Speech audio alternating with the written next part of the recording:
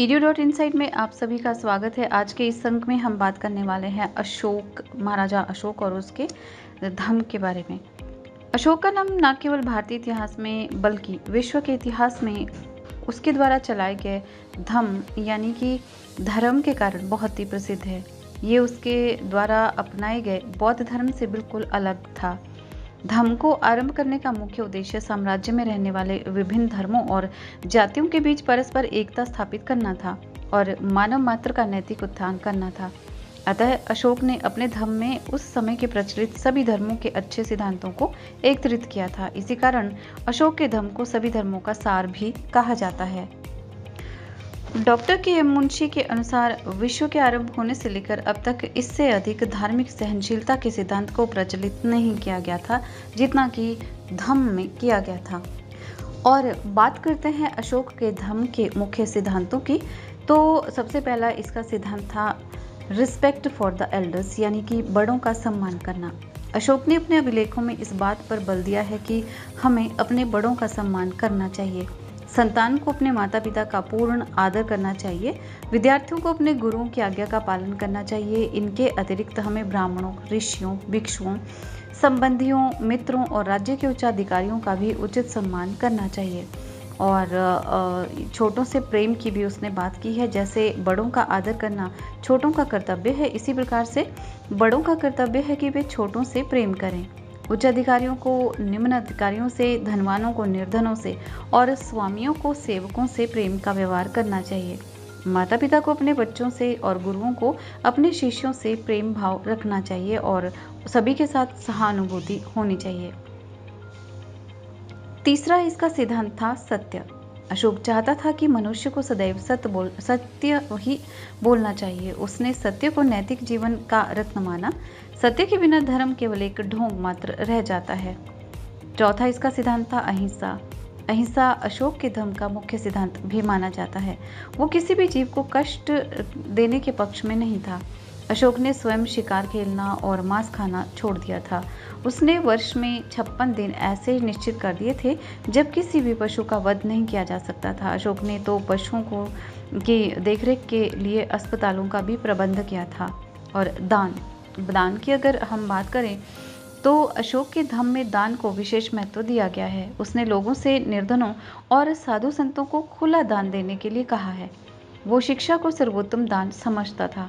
उसके विचार अनुसार सबसे अच्छा दान ये है कि किसी अनपढ़ व्यक्ति को शिक्षित करके उसे अज्ञान के अंधकार से निकाला जाए और धर्म के सिद्धांतों से परिचित करवाया जाए। दान देने से इस जीवन और अगले जीवन में सुख की प्राप्ति होती है।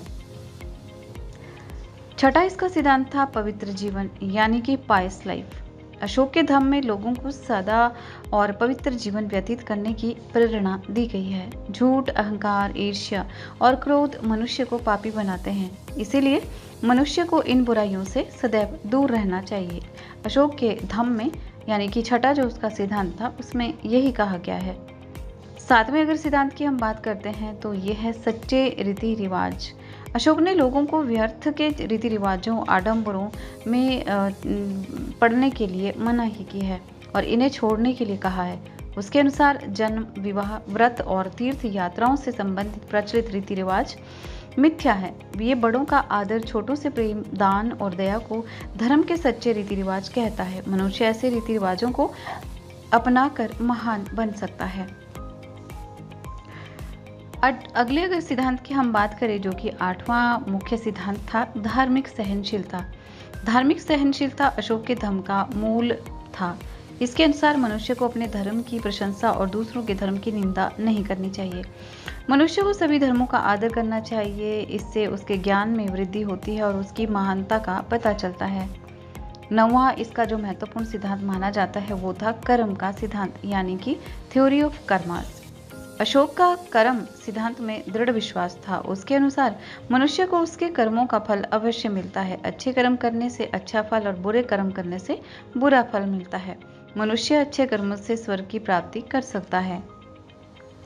अब अगर हम बात करें कि धर्म प्रचार के साधनों की कि किन किन साधनों द्वारा अशोक ने अपने धर्म का प्रचार और प्रसार किया था, तो सबसे पहला इसका साधन था व्यक्तिगत उदाहरण, यानी कि पर्सनल एग्जाम्पल उसने दिए थे। अशोक ने अपने जीवन में धर्म के सिद्धांत को अपनाकर लोगों के सम्मुख व्यक्तिगत उदाहरण प्रस्तुत किया। उसने ऐश्वर्य के जीवन का त्याग करके सादा और सच्चा जीवन व्यतीत करना आरंभ कर दिया था।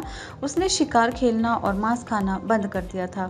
युद्ध नीति को सदैव के लिए त्याग दिया था। वो अपने परिवार के अन्य सदस्यों के साथ सदव्यवहार करता था, यानी कि उनके साथ बुरा व्यवहार बिल्कुल भी नहीं करता था और प्रजा को अपनी संतान की तरह वो मानता था।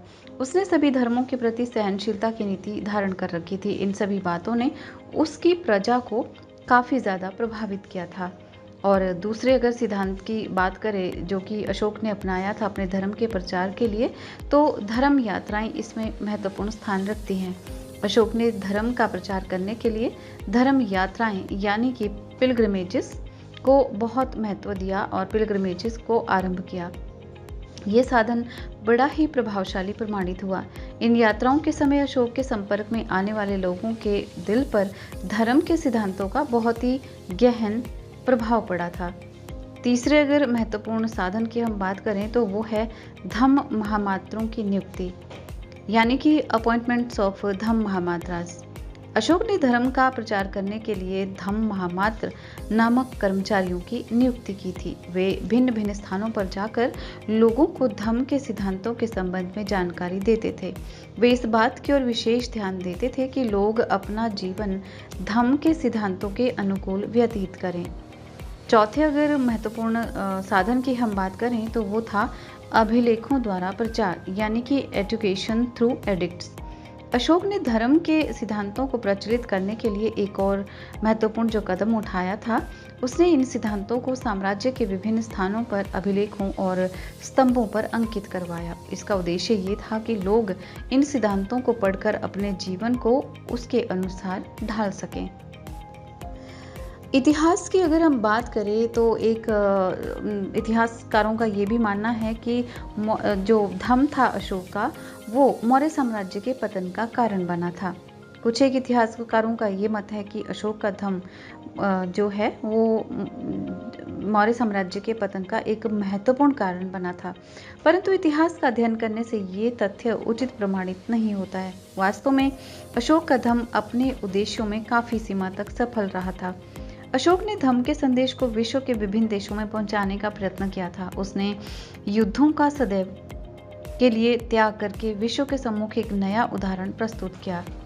अशोक के धम्म प्रचार के कारण लोगों ने एक दूसरे के धर्मों का आदर करना आरंभ कर दिया था और वे मिलजुल कर रहने लगे थे। इससे लोगों में एक नई राष्ट्रीय भावना उत्पन्न हुई। धम्म का एक अन्य महत्वपूर्ण जो प्रभाव पड़ा वो ये था कि लोगों ने सादा और पवित्र जीवन व्यतीत करना आरंभ कर दिया था।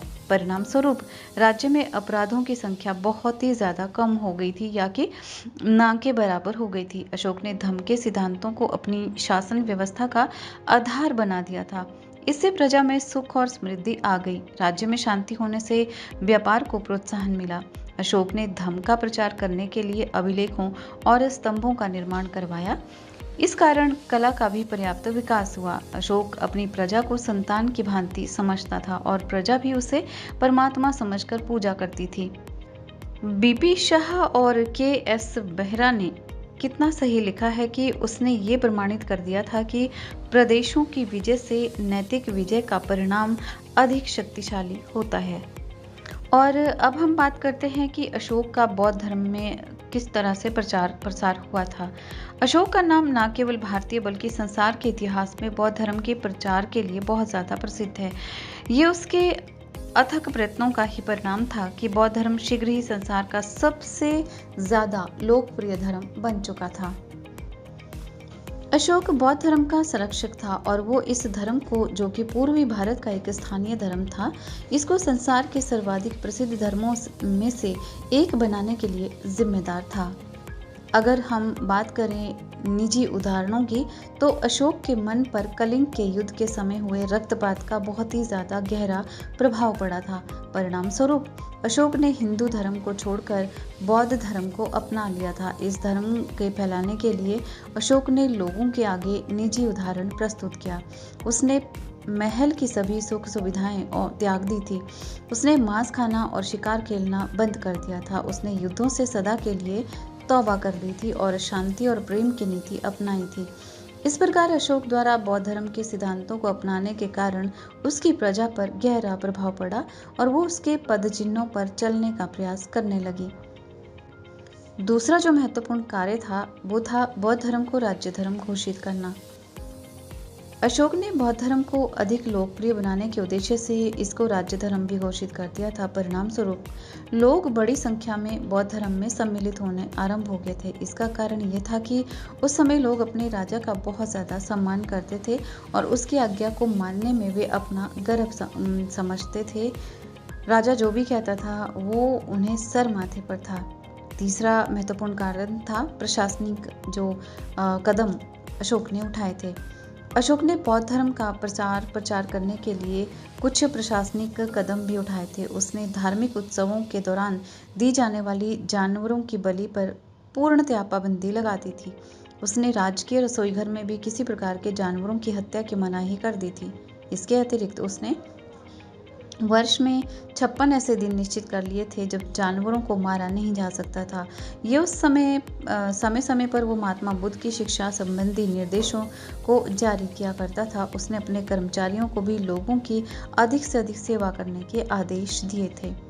अगर हम बात करें व्यापक प्रचार की तो अशोक ने बौद्ध धर्म का प्रसार करने के लिए इसका बहुत ही ज़्यादा व्यापक प्रचार करवाया। बौद्ध धर्म के सिद्धांतों को अभिलेखों, चट्टानों, पत्थरों आदि पर खुदवाया। इनको राज्य की प्रसिद्ध सड़कों और विशेष स्थानों पर रखा गया ताकि आने जाने वाले जो लोग हैं इनको अच्छी तरह से पढ़ सकें, इनको समझ सकें और अपने जीवन में इन पर फॉलो कर सकें। इस प्रकार सरकारी प्रचार भी बौद्ध धर्म को लोकप्रिय बनाने में बहुत ज़्यादा सहायक सिद्ध हुआ। धर्म यात्राओं की अगर हम बात करें तो धर्म यात्राओं ने भी बहुत महत्वपूर्ण योगदान दिया। अशोक ने महात्मा बुद्ध के जीवन से संबंधित सभी महत्वपूर्ण स्थानों की यात्रा की। वो लुम्बिनी जहाँ बुद्ध का जन्म हुआ, बोध गया जहाँ बुद्ध को ज्ञान प्राप्त हुआ, सारनाथ जहाँ बुद्ध ने सबसे पहले प्रवचन किया था, कुशीनगर जहाँ बुद्ध का निर्वाण हुआ, उसके पवित्र स्थानों पर गया। अशोक की इन यात्राओं के कारण बौद्ध धर्म का गौरव बहुत ही ज़्यादा बढ़ गया था। बात करें हम धर्म यात्राओं की तो अशोक ने महात्मा बुद्ध के जीवन में संबंधित सभी महत्वपूर्ण स्थानों की खुद यात्रा की और उसके बाद धर्म महामात्रों की नियुक्ति की अगर हम बात करें तो अशोक ने बौद्ध धर्म का प्रचार करने के लिए धम्म महामात्र नामक अधिकारी नियुक्त किए। इन्होंने बौद्ध धर्म का प्रचार करने में कोई प्रयास शेष न छोड़ा। इस कारण बौद्ध धर्म को एक नई प्रेरणा मिल पाई। विहारों और स्तूपों का निर्माण करवाया। अशोक ने राज्य भर में विहारों का निर्माण करवाया। यहाँ आने वाले बौद्ध विद्वानों और विद्यार्थियों को राज्य की ओर से खुला संरक्षण प्राप्त था। इसके अतिरिक्त सारे राज्य में हजारों स्तूपों का भी निर्माण किया गया। इन स्तूपों में बुद्ध की निशानियां रखी जाती थी। इन कारणों से बौद्ध धर्म अधिक लोकप्रिय होता रहा। लोक भलाई के जो अशोक ने कार्य किए, बौद्ध धर्म को अपनाने के बाद अशोक ने अपना सारा जीवन लोगों के दिलों को जीतने में लगा दिया। प्रजा की सुविधा के लिए अशोक ने सड़कें बनवाई और इनके किनारों पर छायादार वृक्ष लगाए। पानी पीने के लिए कुएं खुदवाए। यात्रियों की सुविधा के लिए राज्य भर में सराय बनाई गई। अशोक ने न केवल मनुष्यों के लिए अपितु पशुओं के लिए भी अस्पताल खुदवाए। अशोक के इन कार्यों के कारण बौद्ध धर्म को प्रत्यक्ष अथवा अप्रत्यक्ष रूप से फैलने का अवसर मिला। और तीसरी बौद्ध सभा एक बहुत ही महत्वपूर्ण सिद्ध हुआ, जिसकी वजह से फिर से बौद्ध धर्म को फैलने में साथ मिल सका। अशोक ने बौद्ध धर्म में चल रहे आपसी मतभेदों को दूर करने के लिए 251 ईसा पूर्व में पाटलिपुत्र में बौद्ध धर्म की तीसरी महासभा बुलाई थी। इस सभा में अनेक बौद्ध भिक्षुओं ने भाग लिया था। मोगलीपुत्र तिस इस सभा का अध्यक्ष था। ये सभा लगभग 9 माह तक चली थी। इस सभा में बौद्धों का एक नया ग्रंथ कथावस्तु लिखा गया था, जिसे कथावस्तु भी कहा गया है। ये सभा बौद्ध भिक्षुओं में एक नया जोश भरने में सफल रही थी और उन्होंने बौद्ध धर्म का प्रचार अधिक जोर शोर से करना आरंभ कर दिया था। और 10वां जो साधन था महत्वपूर्ण, वो था विदेशों में प्रचार। अशोक ने विदेशों में भी बौद्ध धर्म का प्रचार करने के लिए अपने प्रचारक भेजे। ये प्रचारक श्रीलंका, बर्मा यानी कि म्यांमार, नेपाल, मिस्र और सीरिया आदि देशों में गए। अशोक ने अपनी पुत्री संघमित्रा और पुत्र महेंद्र को श्रीलंका प्रचार करने के लिए भेजा था। इन प्रचारकों का लोगों के दिलों पर बहुत ही गहरा प्रभाव पड़ा और वे बड़ी संख्या में बौद्ध धर्म में सम्मिलित हुए। Doctor R.C. मजूमदार ने कहा है, उनका कहना है कि ये यानी कि अशोक एक मार्गदर्शक के रूप में प्रकट हुआ जो बुद्ध के संदेश को एक गांव से दूसरे गांव, एक नगर से दूसरे नगर, एक प्रांत से दूसरे प्रांत, एक देश से दूसरे देश और एक महाद्वीप से दूसरे महाद्वीप तक ले गया। edu.insight में आज बस इतना ही। इसी तरह की जानकारियों को पाने के लिए आप देखते रहिए edu.insight। और दोस्तों, अगर आपका कोई सुझाव है, आप कोई चैनल के लिए कमेंट भी कर सकते हैं। और जो टैगलाइन होती है लाइक, शेयर एंड सब्सक्राइब, वो तो आप जानते ही हैं। तो like, share and subscribe this channel edu.insight। धन्यवाद।